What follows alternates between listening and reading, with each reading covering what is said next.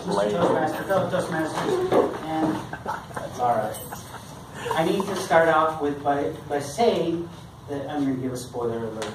If you have not seen the Truman Show that came out in 1998, I'm going to give pretty much the whole story. The whole story. So, I'm going to have to use my notes because I kind of was unprepared. Here we go. Here we go. Jim Carrey plays Truman Burbank. He was the first child ever adopted by a corporation. And he grew up on a TV set. Everybody around him were actors except for him. He was the only live person. Even his parents were actors. Okay? And human beings are naturally born curious.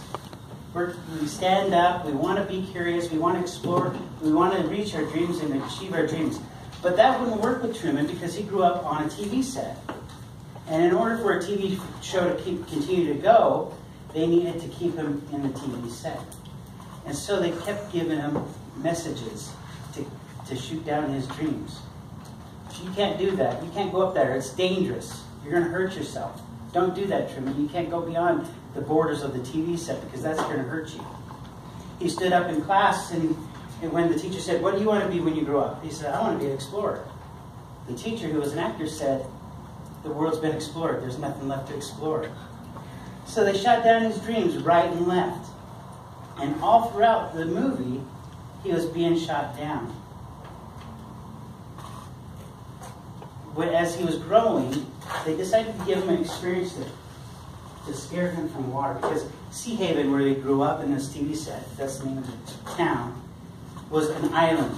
In order to keep him scared from leaving that island, they created a scenario where his actor father was on a boat with him as he was a little child, and he fell overboard in the storm. And the father drowned. So it traumatized Truman. And Truman was deathly afraid of water. He was an insurance salesman as an adult, and his boss would say, "I need you to go across the bay to another town to close an insurance deal." And as he tried to board that ferry, he had almost a nervous breakdown. He couldn't do it. He was so scared. And so they kept him bound within there by those messages of danger and water and reaffirming his negativity, his negative thoughts.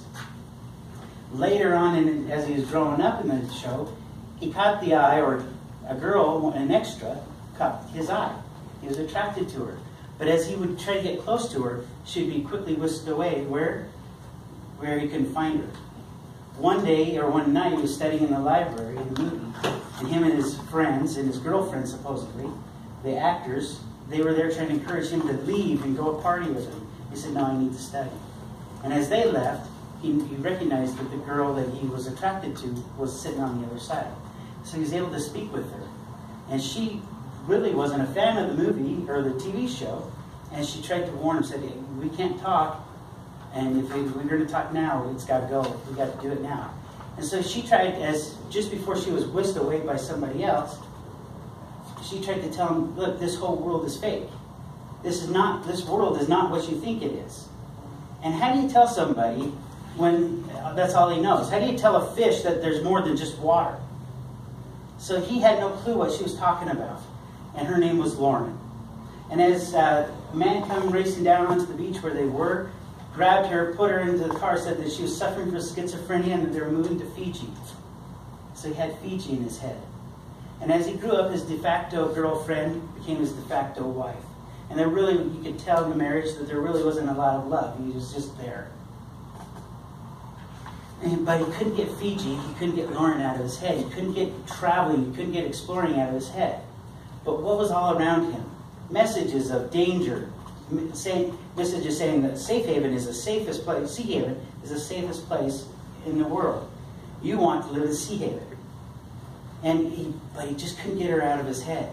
And so, strange things were happening throughout the show. And he decided he needed to break away. And he tried to drive across the bridge and he couldn't.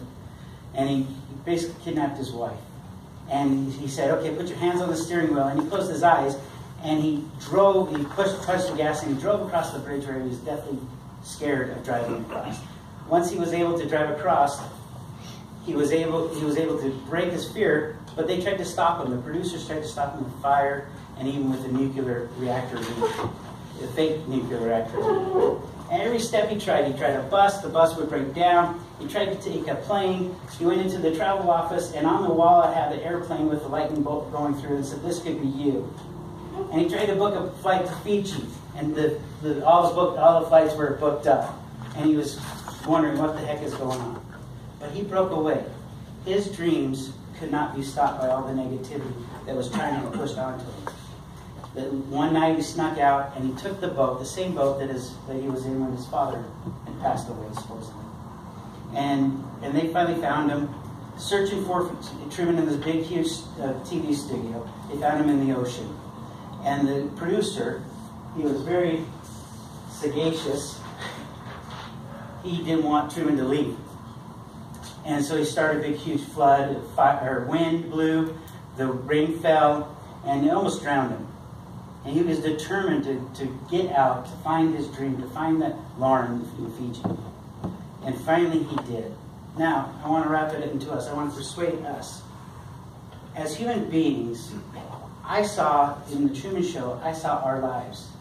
I saw negative messages, maybe more that comes from in our heads. But I saw those negative messages that keep us down from our dreams, from achieving the things that we want to do. And if we are able to just change our thoughts to the positive and to replace those negative thoughts with positive thoughts, then we can achieve maybe not all of our dreams, but we can get closer than we could ever just by sitting in the TV. Now, Truman had something that he always said in the morning. He would say, "Good morning," and his neighbors would reply, "Good morning." And then he says, "In case I don't see you, good afternoon, good evening, and good night." Good afternoon, good evening, and good night. Thank you.